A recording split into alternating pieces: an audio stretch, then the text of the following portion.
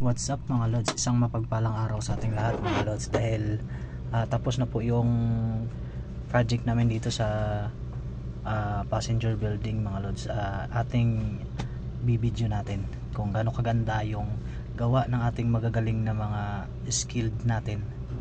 Ayan mga lods, papasok na ako. Ayan kita nyo yung mga lods kung gaano kaganda yung mga paggawa ng mga ganyang mga granite, kung gaano kaganda. Yan, pantay talaga yan lods. Ayan, napakaganda. Ayan o, magagaling na mga skill namin yan gumagawa yan. Tingnan nyo naman lods, oh, 0-0 talaga yan. Ayan o, magaganda yung pagkatira nila ng cabinet at saka yung sa mga urinal. Ayan mga lods, lahat yan. And so no, para napakaganda talaga yung ano nila, nagawa nila. Kaya shout out natin sila, yung mga nagagawa dito. Ayan, yun yung kung wala sila hindi magagawa to. Ayan, shout out sa pinakamagaling na skilled natin dyan. Ayan, tingnan nyo, napakaganda. Ayan, yun yung mga toilet natin, napakaganda ng setup. Yan. Ayan, yung kulang dito pala mga lods, paglilinis na lang. So lilinisin pa talaga to, pati yung floor. Ayan, papakintabin pa ng husto yan. Ayan, ang ganda ng mga pagkaano ng mga cabinet niya na napakaganda yan. Ayan mga lods, lilipat tayo sa female CR. Ito pang male po kasi ito, lilipat tayo doon sa kabila. Yan, shoutout sa mga kuha natin, no, mga magagaling na skilled. Ito naman yung female CR. Yan, tingnan natin, malapit na tayo dito.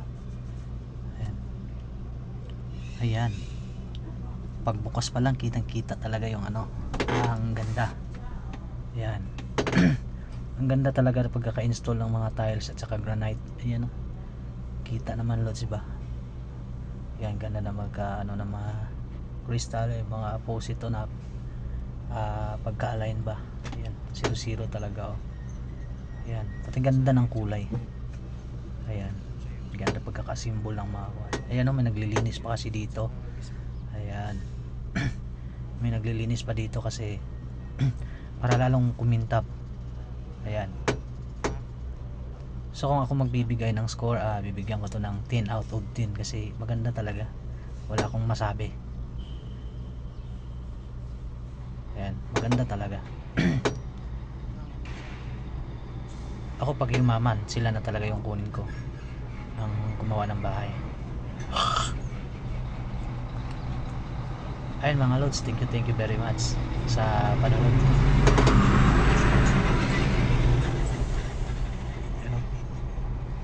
So sa labas na tayo mga lods.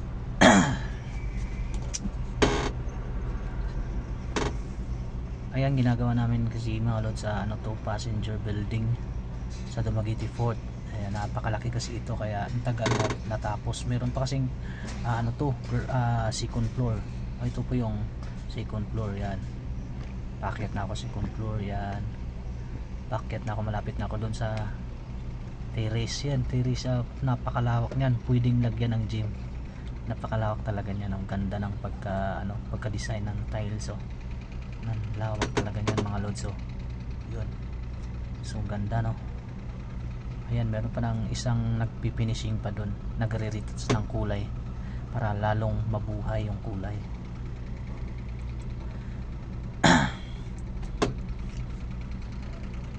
Ayan mga lods, so meron pa isang barko mga lods, paalis, paskat yan mga lods, papuntang Siquijor yan. Ayan, yung paskat. Ayan. So ang ganda dito sa roof deck kasi makikita mo talaga, matatanaw mo yung buong paligid ng fort. Ayan, saka meron pang garden dito, second floor deck garden dun sa kabila, pupunta natin mamaya.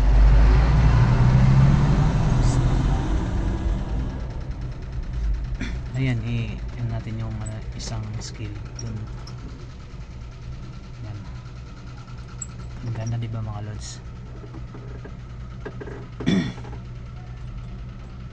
Yan, baba muna tayo mga lods kasi balik muna tayo sa ating area. Ayan, dito muna tayo dadaan sa exit ng passenger buildings. Lagusan ito sa pinaka ano tawag doon, ayan, pinaka loob. Dito dadaan yung mga yung mga ini-screening yung mga baggage ng mga passenger. So sa lalabas muna tayo kasi babalik tayo sa ating area mga lods. Thank you sa panonood. Thank you.